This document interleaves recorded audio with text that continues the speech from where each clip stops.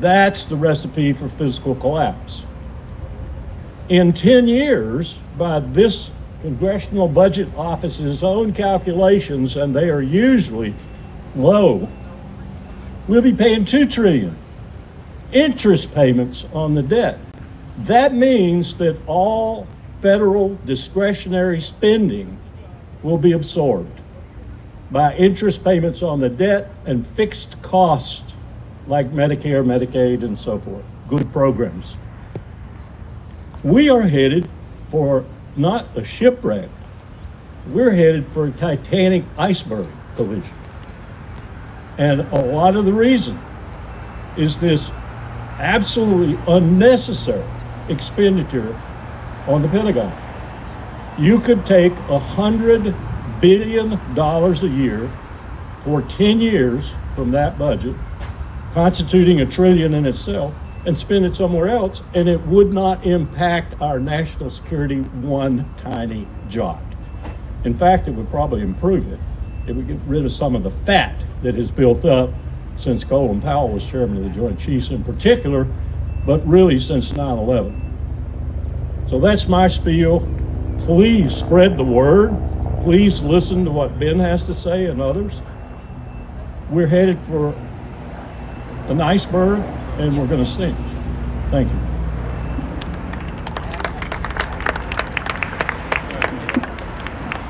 My name is Josephine Gilbo. I'm a 17-year Army veteran and a former intelligence officer. It wasn't so long ago that I myself identified as a Republican and supported that party because of the Department of Defense budget that I believed we needed in order to protect this country. It was only after October 7th did I realize what war truly is after witnessing the genocide inside of Gaza that we are funding with our tax dollars, with our bombs. So I started educating myself more about the reality of what the Department of Defense, now called the Department of War, actually is, only to learn that this machine, this war machine that exists inside of our country is not to protect American citizens, but to wage war, colonization, imperialism, resource theft, and to make the rich richer. So today I stand before you to challenge this long-standing assumption that pouring billions of dollars into the Department of War automatically ensures the safety of American people. It does not. And history, logic, and our current reality prove that. Let's be clear, national security is essential. Every nation has a right to make sure its citizens are safe. But when we equate military spending with our safety, we make a dangerous mistake. Because the truth is, more weapons does not mean more peace, does not mean more safety. And a larger military budget does not mean fewer threats. The United States spends more on its military than the next 10 countries combined. Every year, hundreds of billions of dollars go to advanced fighter jets, nuclear weapons, overseas bases, yet do we feel safe? Are we healthier, more united, or less vulnerable to threats? The threats we face today are not solved with bombs and tanks. Look no further than what Americans are funding now in Gaza, a genocide of children. America requires investment in our infrastructure, education, healthcare, and diplomacy with our brothers and sisters across the world. Yet those are the very areas underfunded while the Department of War's budget sails through Congress with little debate from both the Democrats and the Republicans. We are told this spending keeps us safe, but in reality, it often keeps defense contractors profitable, keeps us entangled in endless wars where our brothers and sisters go to die, and keeps us distracted from the root causes of insecurity, poverty, inequality, environmental degradation, and political division. Safety is not just the absence of war, it's the presence of justice, opportunity, and resilience. If we want true security for America, true safety for America, we must rethink our priorities. We must ask, what if we use this money to fund schools? What if we use this money for healthcare? What if we build peace with the same urgency that we prepare for conflict? It is not unpatriotic to question military spending. It is our responsibility. It is democratic and it is patriotic to question the funding that we have right now being spent on forever wars. And it is essential if we truly want a safer, stronger, and more united America. I want you to think about what you can do. Join a local group. Myself, I'm with Veterans for Peace. Veterans for Peace accepts both veterans and allies. I'm also an associate director at Eisenhower Media Network. Feel free to reach out to Eisenhower to find out how can you get involved. We need all of America, from the left to the right, to unite against the trajectory that this empire is headed. Because the reality is, this empire is falling. Thank you.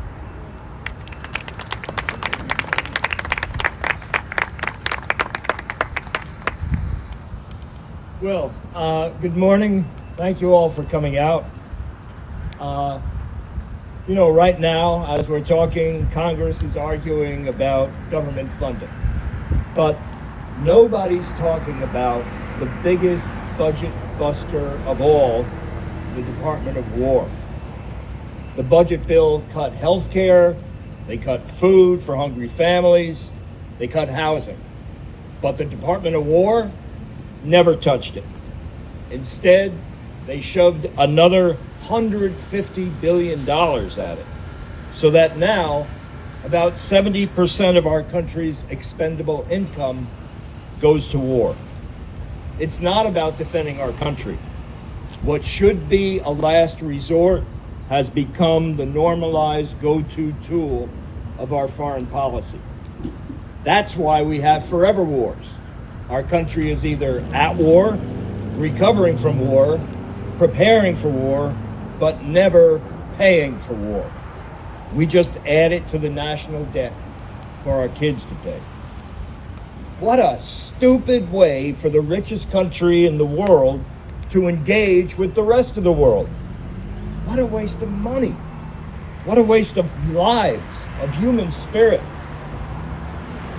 And leaving people injured that we have to take care of for the rest of their lives.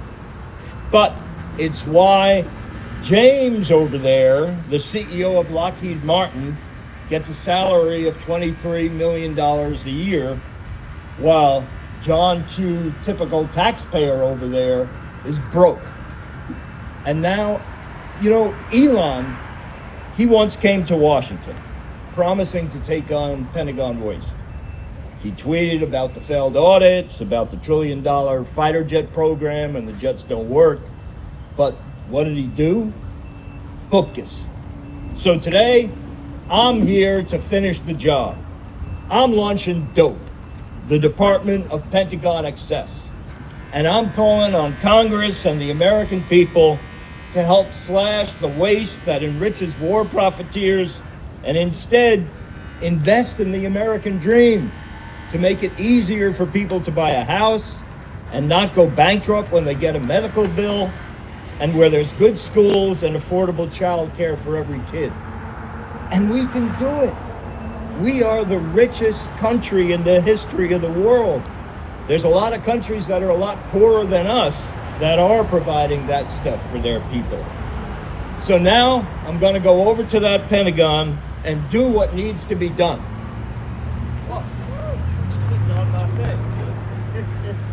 All right, I'm getting ready. It's going to be a huge slice here, but wait! There's all this crap in front of the cannon. There's so much stuff, it's falling out of the windows. What's this? Oh, it's a soap dispenser that, you might pay $25 for. The Pentagon pays $2,500 for it. Oh, what's this? Oh, it's a coffee cup. You pay $5 for it. The Pentagon pays $1,300 for it. let's just, oh, we know what this is. Toilet seat, what is it? $50 at Home Depot. The Pentagon pays $10,000. And what's this last thing hanging out of the Pentagon? Whoa! It's a holy golden dome. Nice idea, but it's got a lot of holes in it. Doesn't really protect anybody from anything, and it costs $175 billion. But that's not the best part, or that's not the worst part. I mean, you know, the Pentagon is planning to spend $2 trillion on a whole new generation of nuclear weapons when we can already blow up the entire world 10 times over. So I'm going to slice that out. It's going to take some heavy equipment.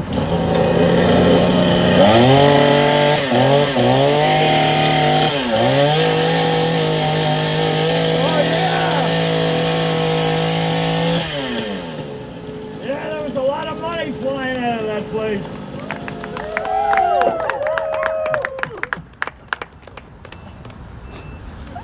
Where was I?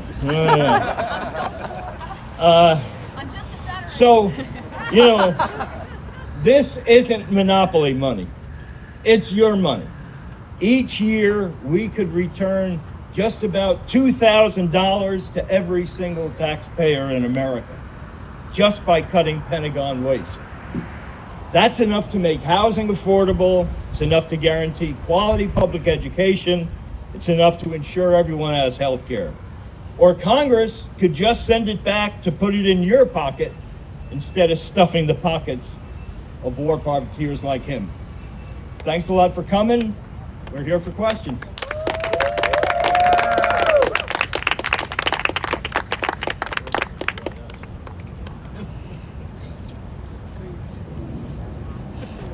Yes, sir. Ben, I would love if you could talk about how Jerry is doing and your sort of diverging approaches to activism in this moment. Well, that's a totally different subject. I mean, I'm happy to talk with you about it after. Okay, fair enough. Yeah. Anybody want to have a question that's on topic? What's my favorite ice cream flavor? Cherry Garcia. Have you met with any Republican lawmakers during your visit? No, although, you know, the Cato organization and libertarians have been always agree with us on any of these issues. A lot of them are Republican. Wait a minute. He's a Republican. Yeah, well, but he's not a lawmaker. There are 4 of us left. Call ourselves Eisenhower. Yes, sir. With Hegseth and Trump meeting today at the Pentagon with a lot more warmongering, what do people of civil society, what is our role in pushing back in this really different moment? For you, she's talking about the generals are meeting at the Pentagon, and what should civil society do? Well, they should join the Up in Arms campaign. UpInArms.life. Come on over. What does it mean that they're meeting? Colonel Wilkerson, do you have guess? I have 2 views on it. One, the video, if you saw it, that Pete Hegseth read his text during, describing what he's going to do, was what Colin Powell and Rich Armitage, military assistant to Caspar Weinberger and Deputy Assistant Secretary of Defense for International Security Affairs, respectively, recommended to Secretary of Defense Caspar Weinberger 30 plus years ago, because we are way too heavy in generals and admirals.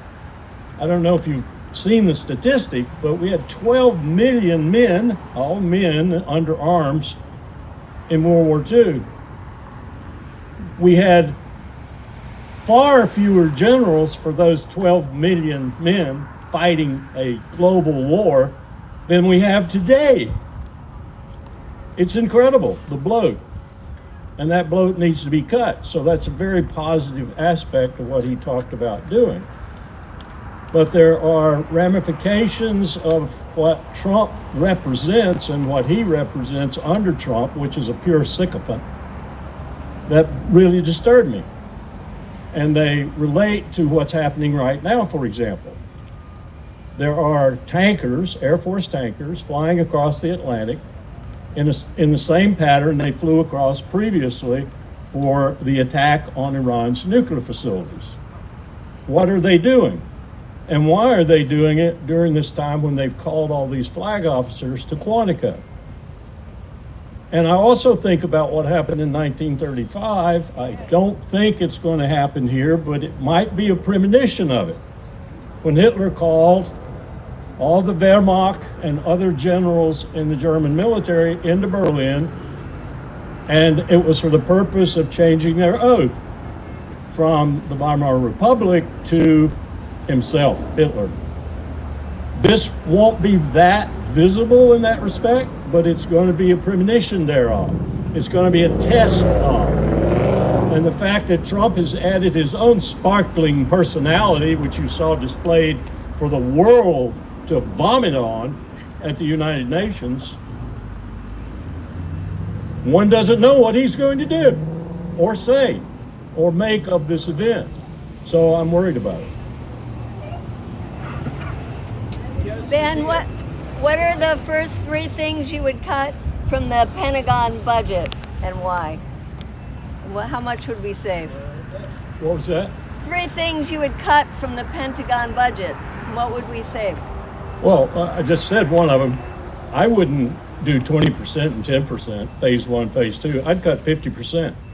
In fact, Colin Powell and I, when he was chairman of the Joint Chiefs of Staff, and George H.W. Bush, the last real president we've had in this country, said to Powell, cut it by 25%. And then Les Aspin came in to be his boss as Secretary of Defense and put another 3% on it. We cut the military and the industrial base by 28%. 28%. And we talked at that time of reducing the unified command plan and the regional commands, which is part of what Hegseth was talking about also. I got to see it before I bless it. And we talked about cutting as I said, the general officers. We talked about cutting a lot of the pork out of the Pentagon. The Pentagon can't pass an audit because they lose 25 to 65 billion dollars every year out of that 900 to 800 billion they were getting. Donald Rumsfeld, the Secretary of Defense, you may recall, who never met a lie he didn't want to tell, was Colin Powell's counterpart when Powell was Secretary of State. One day, in a moment of jocular, playing around in a deputies committee meeting, Rumsfeld looked at Powell and he said, I lose more money than you get every year, Colin. He was right. That year, the State Department got about $25.7 billion for its total budget, and Rumsfeld couldn't find $50 billion. I guarantee you it's more than that they can't find. It's wrapped up in contracts with the people that I read the list of, plus a lot of more. It's wrapped up in things they don't want to audit. It's wrapped up in things like the F-35 fighter, which is a disaster and cost you, the taxpayer, over $1 trillion.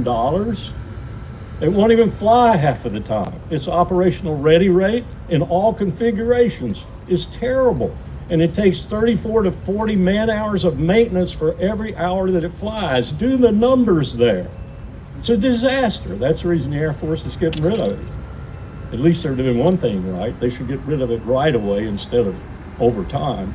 And we're going to build more of these disasters at incredible cost. And Trump's doing nothing about it. That's another related question.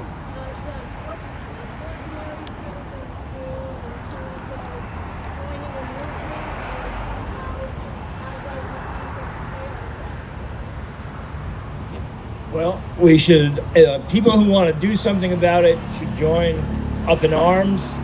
There's several other organizations. There's Code Pink. There's Win Without War.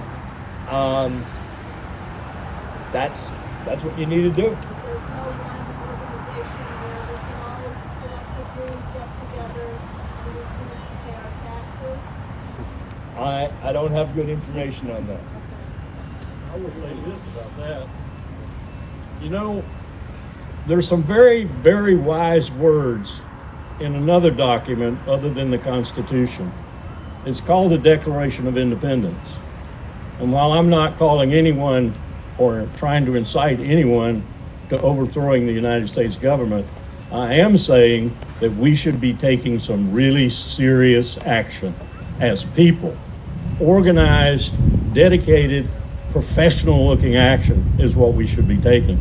We should be doing what I saw in England when the English walked against the first or the second, really, Iraq war. I got caught in London in that crowd. Millions of people were in the street. The bobbies couldn't even move their horses. It was incredible. It was the largest anti-war demonstration in the history of the world. We need a lot more of that. Yes, sir. You know about the audit. As far as I recall, 2016, the last audit we had was $21 trillion missing. What about that? Trillions of dollars are missing. There is no audit for the Pentagon. Yeah, that's exactly right. The gentleman is saying that the Pentagon can't find all this equipment that it supposedly bought. The Pentagon has never been able to pass an audit. And the fact of the matter is that the books are so bad that they can't even attempt an audit, much less pass one. So Let me add why, in many cases, and Rumsfeld would admit to this in his, when he was in his cups. You have general officers whom I hope Hegseth is getting ready to fire. You have general officers and admirals who in their third and fourth year of generalcy or admiralty are looking outside to go to work for one of these people I just named or one of their counterparts. They do not want to do anything to disturb that possibility because they will leave with a $200,000 retired pay stipend from their own government, and they'll be getting 6 to 10 million for working for these companies that they are working with when they're in the Pentagon. So what happens there? You get no oversight of these incredibly expensive contracts. These people are incentivized to not oversee these contracts because they're going to go out and work for that company and share in that profit. It's incestuous. It's worse than it was during the Civil War. And if you haven't read about that and about this city during the Civil War and Abraham Lincoln's attempts to stop the war profiteers, you should. It was terrible. This city was full of war profiteers, full of people ripping off the government and sending uniforms that wouldn't even last, muskets that barrels would blow up on, cannons that wouldn't shoot. And he had people that had to go in and root these people out, root them out, just limb and person. We're worse than that today. Yes. Hi, JC with Reuters. Are you pleased with the way Democrats are handling the budget deal? No. What would you change? What exactly are you not pleased with? I don't think we're addressing the major issue, which is the Pentagon budget, now the Department of War budget. But in terms of the details of the budget bill, I'm not up on it.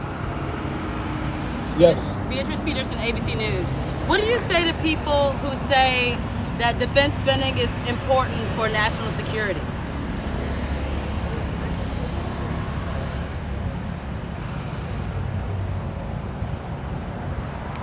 Defense spending is important for national security, but you're not getting any national security right now.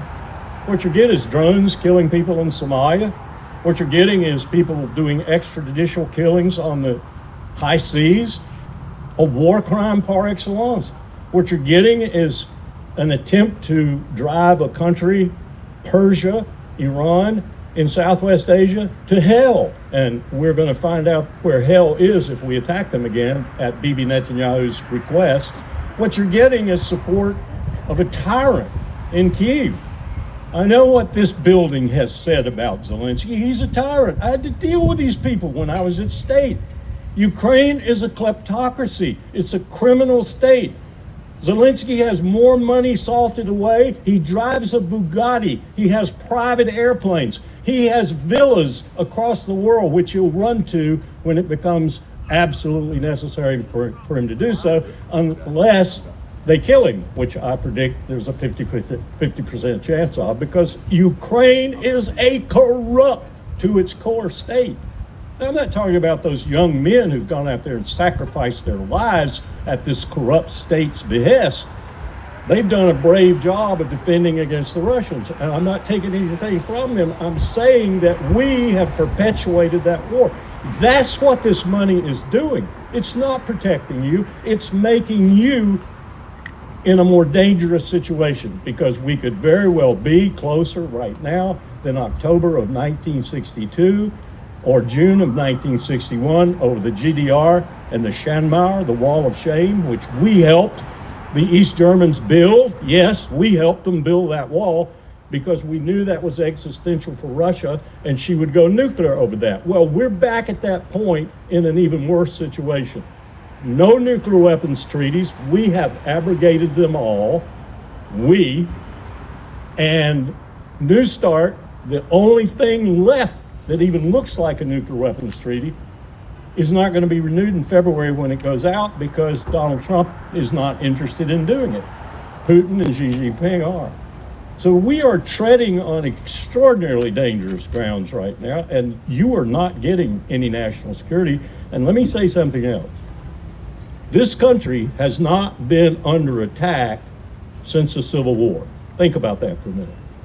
We have not been under attack since the Civil War. Yes, the Japanese floated some fire balloons over during World War II, but we have not been under attack. We are going to be under attack, and we're going to be under nuclear attack. Mark my words, there's your security. Yes. What will it take for D.O.P.E. to succeed where Doge failed? What's it going to take for D.O.P.E. to succeed?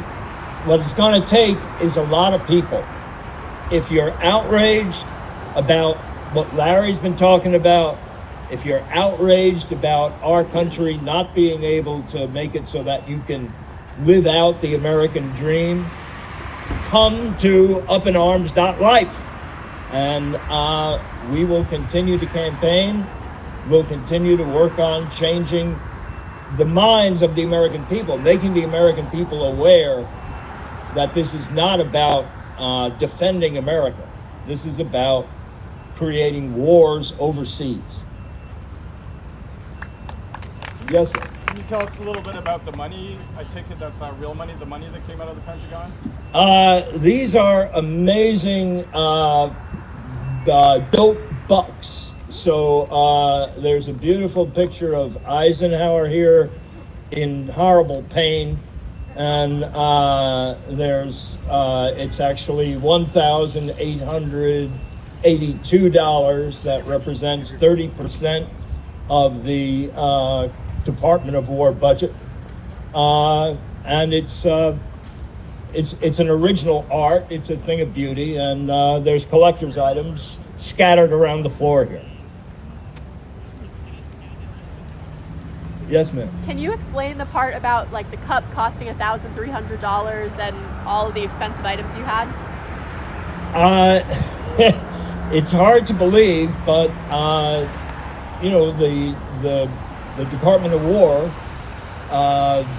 puts out RFPs for coffee cups, and instead of just buying them at Walmart, the military contractors, the weapons manufacturers, I guess that guy isn't providing coffee cups. I don't know who's providing the coffee cups, but the point is it's the same modus of operation, that the Pentagon is continually being overcharged, as Larry pointed out, the people that are at the Pentagon that are supposed to be paying attention to this stuff and making sure they're not overcharged are not making sure because they're planning on getting a job when they retire with the guy who's overcharging. So, those are the coffee cup, the toilet seat, that's the easiest way for people to understand the degree of overcharging and the degree of corruption. But it just goes across the line into anything that the Pentagon buys, any weapon system. Let me give a really good example. I talked about the F-35, the $1 trillion plus airplane program. Lockheed invented something called proprietary maintenance, which is a simple way of saying only I can do the maintenance. So, you don't have your GI, your aircraft mechanic, your helicopter mechanic, whatever, doing the maintenance on that particular aircraft. You have special teams from Lockheed Martin doing the maintenance. I'll give you 2 guesses as to what they charge. It's outlandish what they charge. And they've invented this method of making maintenance on their products proprietary so that they can continue to keep that cash flow coming in that's absurd. When I was working on the C-5, for example, the Army development program associated with the C-5, which had to do with paratroopers and such, we had a toilet seat incident, just like this one. I think it was $750 or something like that for a toilet seat that would have cost you at that time about $10 at wherever you went to get it. The reason was because they hid it. And this has become a common practice. They hide it in a line item document that's 16,000 pages long. And it's buried in there. And it's buried in there as something other than what it really is. But what it really is a toilet seat. And it's on a C-5. And they charge you $700 for it. And as Ben said, they've gotten a lot smarter. They're charging a lot more now. How do we break through the mainstream media when it's controlled by the very corporations that are making the profit and get the message out to the actual American people? Breaking through the mainstream media. Is any mainstream media here? There. That's how we break through. We get that reporter to show up. We're doing everything we can. I gotta say, Ralph Nader sent a letter. I got to be careful here. Ralph Nader sent a letter to a number of people, including the New York Times and the Washington Post. And the letter said, and this is just an example, the letter said, you keep reporting what the Hamas Health Ministry and others agree to is the casualty count in Gaza. It's way off. It's probably right now 200,000 people, 100,000 of whom are women, children, older people, and such. I got a copy of Ralph's letter because no one really responded to him, and I called a senior editor at the Washington Post, whom I've known ever since she was a war correspondent for the Post, defense correspondent for the Post, and was a fairly decent reporter and came to see me in the Pentagon a lot when I was working for Powell. I called her up, and I said, I won't mention any names, I said, why aren't you paying attention to what Ralph was saying? And incidentally, Lancet, Doctors Without Borders, Doctors Against Genocide, and a host of other medical personnel, including the UN, that the casualty count is way higher than is being reported by mainstream media. She essentially told me she didn't have any way to check it. I said, get your ass to Gaza and count. They're not going. They're not going because Bibi says they can't, and they take that. They take that. They don't report anything other than what the CIA, Mossad, MI6, and the White House tell them to report, period. When it comes to censorship, especially from mainstream media, no offense to the mainstream media here, we know that they aren't accurately reporting what's going on, not only in Gaza, but just here in America. They push a narrative of division between the left and the right. So something that I have been doing probably now for almost a year and a half is studying how to beat algorithms and beat that censorship.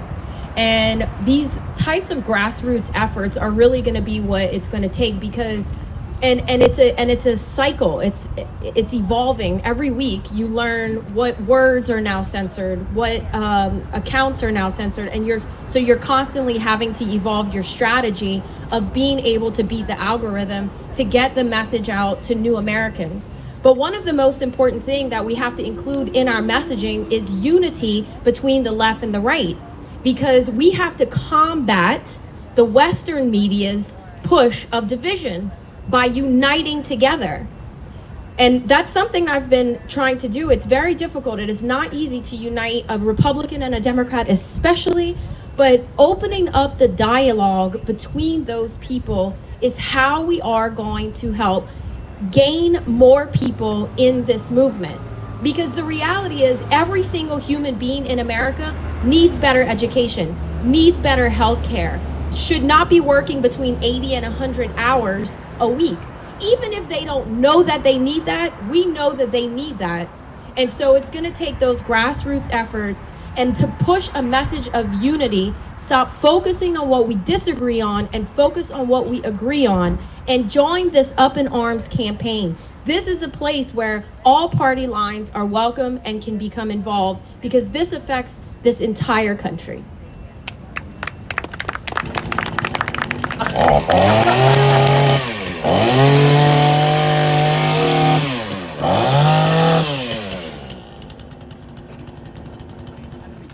That's how I applaud now. That was beautiful. Thank you. Anybody else? Why the chainsaw? Well, you know, it's a big building. It's a very difficult department to cut. We need the best tool we can find, and I think a chainsaw will do the trick. Can we actually get the chainsaw one more time?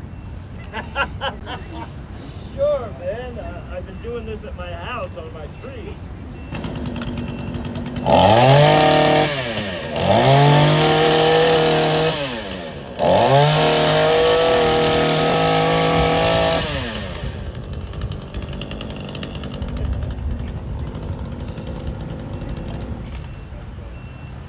Yeah, you know, I wanted them to get a steel chainsaw because I'm kind of a steel guy, but they ended up with some kind of Home Depot.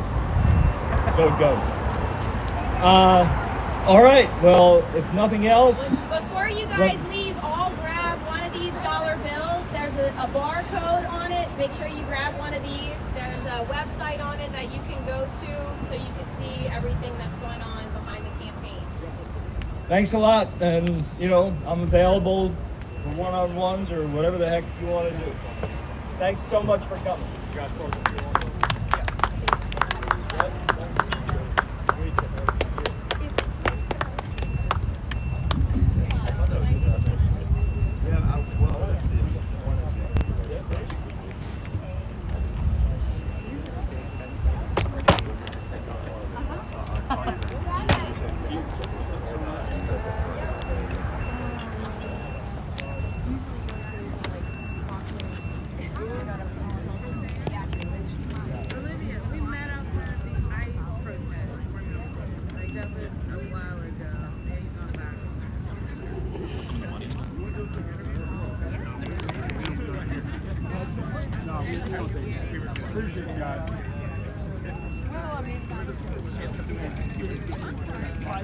For justice, for fighting the power.